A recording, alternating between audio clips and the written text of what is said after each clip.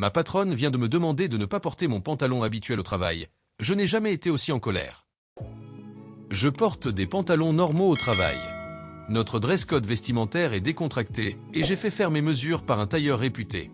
Tous mes pantalons et chinos sont de marque normale que vous trouverez chez Celio et ont une coupe normale décontractée. Mais hier, ma patronne m'a convoqué dans son bureau et m'a dit que je n'aurais plus le droit de porter le pantalon que je porte habituellement au bureau et que je devrais porter quelque chose de moins révélateur. Apparemment, mon renflement est inapproprié pour mon lieu de travail. J'ai un pénis de taille normale. En fait, je l'ai mesuré pour m'assurer que je n'étais pas fou, et je suis assez proche de la moyenne américaine. Est-ce qu'on dirait à une femme à forte poitrine qu'elle ne peut porter que des vêtements amples? Est-ce que son patron lui dirait qu'elle ne doit porter que des soutiens-gorge de sport restrictifs au travail? J'en doute, surtout dans mon lieu de travail où les femmes assises à 2 sièges de moi portent des vêtements bien plus provocants que mon satané pantalon. Je lui ai demandé, que devrais-je porter à la place? Ce sont mes tailles. Et elle m'a répondu, va simplement acheter quelque chose de plus ample ou prends une taille plus grande. Je ne vais pas racheter toute ma collection de pantalons de travail. Allez-y, dénoncez-moi au RH. Voyons s'ils essaient de me virer parce que j'ai trop de mythes. Mise au point. Pour clarifier les choses, je suis conscient que les femmes ont été invitées à se couvrir assez souvent sur leur lieu de travail. Je ne dis pas le contraire. Je souligne simplement le double standard très visible de l'expression corporelle sur mon propre lieu de travail. Mise au point 2. Les gens ont demandé à voir mon pantalon. Voici le pantalon exact que je portais le jour de l'incident. Notez que mon empreinte est assise à droite de la fermeture éclair par rapport au spectateur. Écoutons les commentaires de la communauté et les réponses de l'auteur avant de lire la mise à jour. C'est la connerie la plus stupide que j'ai jamais entendue. Qu'est-ce que vous êtes censé porter? Un pantalon de parachutiste? Apparemment, il faut jouer les bouffons médiévaux ici. Je serais préoccupé par le fait que quelqu'un ait regardé mon entrejambe au point de le remarquer. Moi aussi. Je suis dans une relation à long terme et je prévois de faire ma demande en mariage au début de l'année prochaine. Je ne peux donc pas me permettre de subir des turbulences financières ou émotionnelles en ce moment. Elle n'a pas précisé de qui lui avait fait part de cette inquiétude. Pour autant que je sache, il peut s'agir de n'importe qui au bureau. Je suis une ancienne directrice des ressources humaines. Il s'agit de harcèlement sur le lieu de travail. Il s'agit d'un traitement inapproprié d'une préoccupation personnelle d'un cadre supérieur, sans la présence d'une autre personne ou d'un tiers dans la pièce, en plus de mettre un employé mal à l'aise pendant le temps de l'entreprise. Rien ne dit que cela a été porté à l'attention de cette patronne, ou qu'il s'agissait de sa propre conclusion concernant leur tenue vestimentaire. Quoi qu'il en soit, la situation a été mal gérée. Toute déclaration qui met raisonnablement un employé mal à l'aise peut être considérée comme du harcèlement. Le harcèlement textuel est complètement différent et relève d'un cadre plus large. Prenez de bonnes notes, créez une chronologie et faites des captures d'écran de tous les courriels et documents et ne quittez jamais votre emploi. Entre-temps, sur votre temps libre et par téléphone, contactez un avocat spécialisé dans les droits des travailleurs. Un sacré bon avocat. Merci, j'en tiendrai compte. Il s'agit de harcèlement textuel, point final. Vous devez en parler au RH, et s'ils ne font rien, adressez-vous à un avocat. Je le ferai, mais je veux y aller une fois que j'aurai reçu ces demandes par écrit. Mon dossier sera beaucoup plus solide. Mise à jour sur la saga renflement. 6 jours plus tard.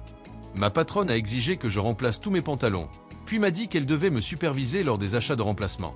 Elle est maintenant en congé administratif. J'ai écrit un article il y a quelque temps à propos d'une demande insensée de ma patronne. En gros, elle m'a dit que mon pantalon était trop révélateur et que l'on voyait un renflement. Ce n'est pas le cas. Elle m'a ensuite dit que je devais remplacer mes pantalons de travail. Pour récapituler les conseils que j'ai reçus de mon fil de discussion d'origine, les voici. Allez parler au RH. Ne parlez jamais au RH. Va parler à un avocat. L'avocat vous fera perdre votre temps. Ton pantalon va bien. Tu as besoin d'un nouveau pantalon. Elle veut de toi. Elle a soif. Elle te déteste. Après avoir réfléchi un peu à mes options, j'ai opté pour une approche intermédiaire. J'ai contacté 2 avocats bien connus dans ma région, et j'ai obtenu d'eux une consultation sur ma situation. Ils pensaient tous les deux que même si j'avais été victime de harcèlement sexuel, l'affaire n'était pas infaillible car il y avait peu de preuves et aucun schéma d'abus. Ils m'ont ensuite également mis en garde contre le fait d'aller voir les RH sans aucune preuve, car cela pourrait me faire perdre mon emploi de manière inattendue. Très bien. Comme j'avais besoin de preuves et d'un modèle d'abus, J'ai d'abord voulu me renseigner sur les normes que mon entreprise a établies pour les managers en matière de gestion du harcèlement textuel. J'ai demandé à notre catalogue de formation en ligne de suivre les cours sur le harcèlement textuel et les conversations difficiles qui sont normalement exigées uniquement des managers. Dans le module de conversations difficiles, il y avait un scénario dans lequel un superviseur masculin devait demander à une employée de corriger sa tenue de travail, car elle ne correspondait pas au code vestimentaire de l'entreprise. Le module, en termes simples, stipule que le superviseur ne doit pas intervenir et doit signaler le problème au RH. Je suppose que l'inverse, une superviseure féminine réprimandant la tenue d'un homme, suivrait les mêmes normes. J'ai ensuite envoyé un mail à ma patronne pour lui demander de donner suite à notre conversation précédente. J'ai écrit à patronne. Je souhaite clarifier certains points concernant notre conversation précédente. Veuillez confirmer si ma compréhension de vos déclarations est correcte ou non. Mon pantalon a violé notre code vestimentaire en étant trop serré et en révélant mon renflement. Le problème concerne tous mes pantalons, pas un sous-ensemble spécifique de ma garde-robe. Il s'agit d'une exigence de la direction et non d'une demande. S'il vous plaît, répondez-moi. Sincèrement. Signé de mon nom. Cela a pris une journée de travail complète, mais la réponse que j'ai reçue était « Oui, je t'ai dit de réorganiser ta garde-robe. Ce n'est pas une demande. » J'ai immédiatement répondu « Ah, patronne. Si la direction exige que je remplace une si grande quantité de vêtements de travail, cela doit être fait aux frais de l'entreprise. Veuillez me faire savoir si cela est possible, car nous devrons trouver une autre solution si ce n'est pas le cas. Sincèrement. Signé de mon nom. » Et sa réponse plus tard a été « C'est possible, mais je dois être avec vous pour superviser vos achats. Vérifiez mon agenda pour connaître mes disponibilités. » Mon Dieu! Soudain, les théories du genre « elle veut de toi » me semblaient moins folles. J'ai sauvegardé mes emails sur un compte personnel et j'ai tout envoyé au RH. Moins de 2 heures plus tard, je reçois un appel téléphonique me demandant de me rendre immédiatement au RH et d'abandonner mon travail, à moins que ce ne soit urgent. J'ai obtempéré. On m'a dit qu'il prenait cette affaire très au sérieux et que je devais prendre le reste de la journée de congé. Je suis revenu au travail aujourd'hui et ma patronne est partie. On m'a dit juste avant le déjeuner qu'elle avait été mise en congé administratif dans l'attente d'une enquête complète et que je ne devais pas m'inquiéter. Il est contraire à la politique de l'entreprise de se livrer à toute forme de représailles professionnelles. Je suis assis ici maintenant comme un roi sur un trône de porcelaine, vous racontant ma victoire après avoir eu la taupe au guichet avant ma pause déjeuner. Au revoir, Madame la patronne.